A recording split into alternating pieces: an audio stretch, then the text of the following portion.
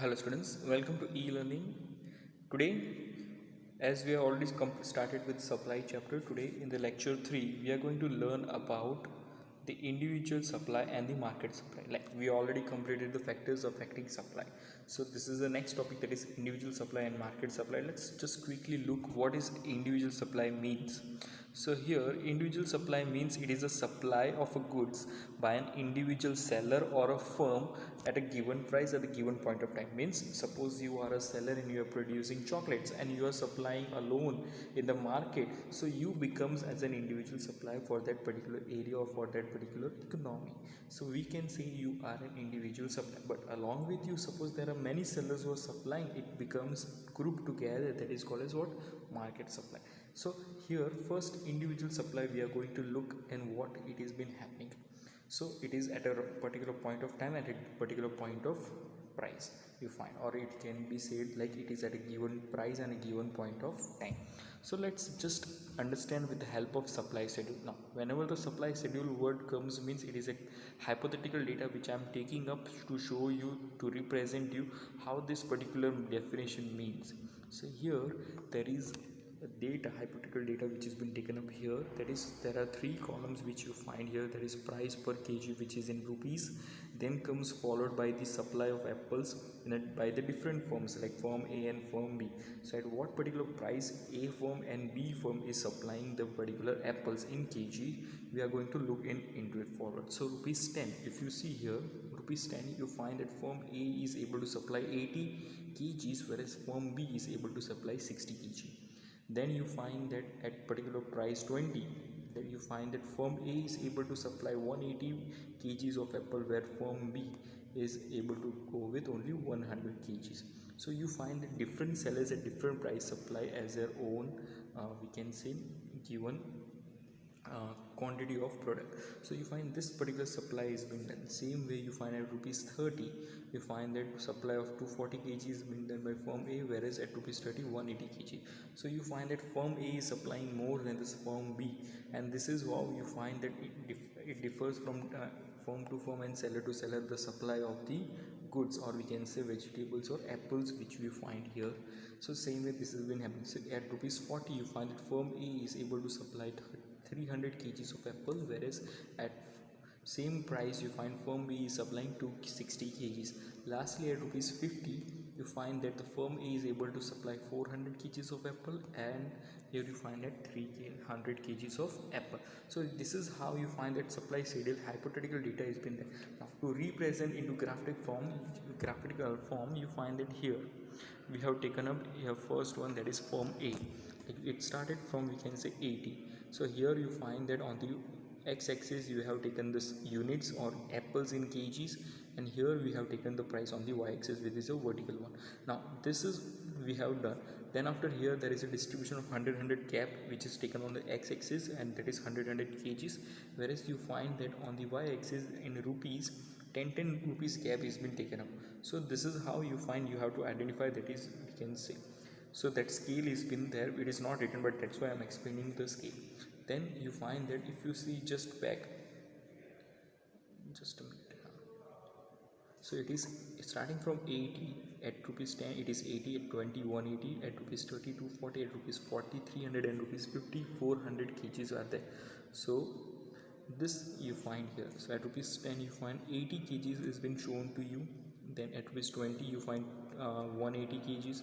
At rupees 30 you find that 240 kgs. At rupees 40 it is 300, and rupees 50 it is 400 kg. So you find here the law of supply is also working. Now that is nothing but the supply unit. As and when the price is increasing, the concept of supply means you find that as and when the price is lower, you find that supply is low, but when the price increases, the supply also increases. So there is a continuous or a direct relation between the price of a product and a we can say supply of the product. So this is, you find that we can easily see here in this particular supply curve of firm A.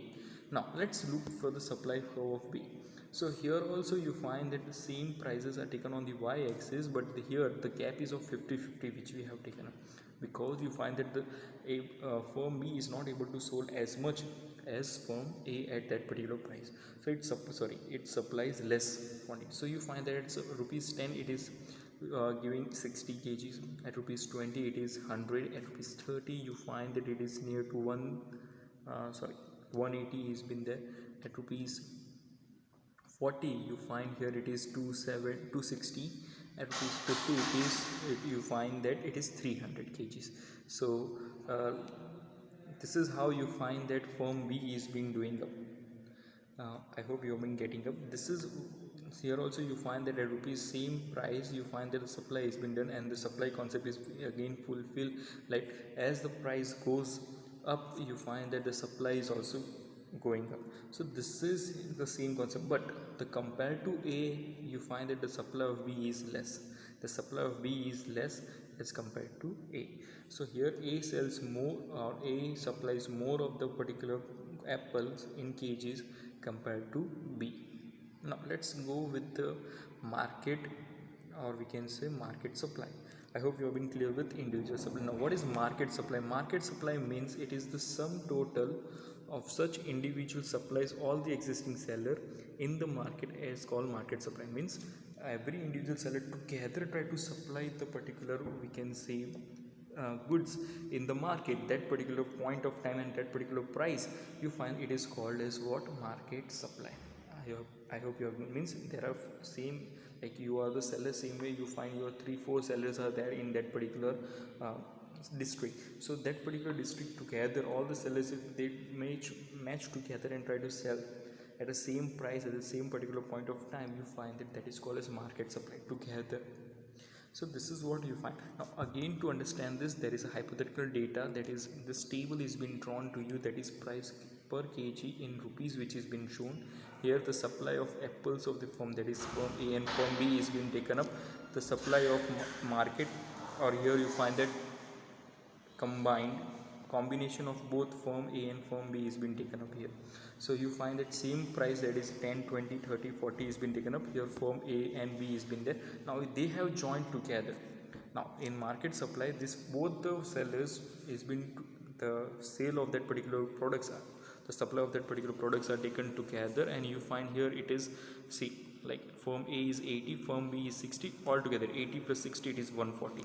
At price 20 you find that firm A is 180, at price 20 firm B is 100, so together it is become 280, and rupees 30 firm A is 240, again 180, so 240 plus 180 it is 420, 300 plus 260 it is 560, 400 plus 300 it is 700. So this is how you find that market supply that is being done, because you find that all the sellers or both of the sellers are combinedly now selling or supplying in the market together with a larger quantity at that same price, so that they can attain more profit also. So this is how you find it, and same way you find you can draw this particular supply curve like this, same price here and taking units here.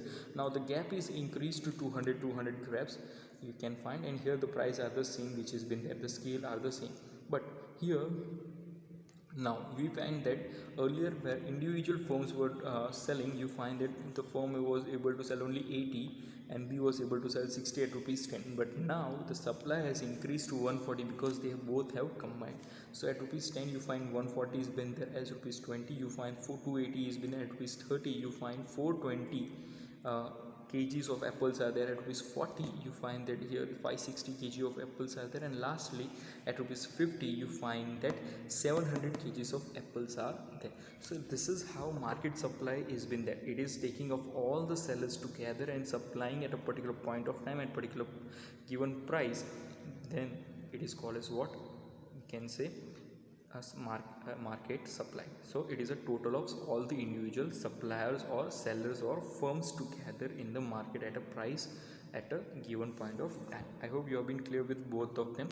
So when you are only calculating for one single cell, it is, we can say, individual supply, and when you are calculating for both of them, it is becoming your market supply. Now next class we are going to start with supply function. I hope you have been clear with this. Next class we are going with supply function and how it is being, then after law of supply we are going to look forward. Thank you.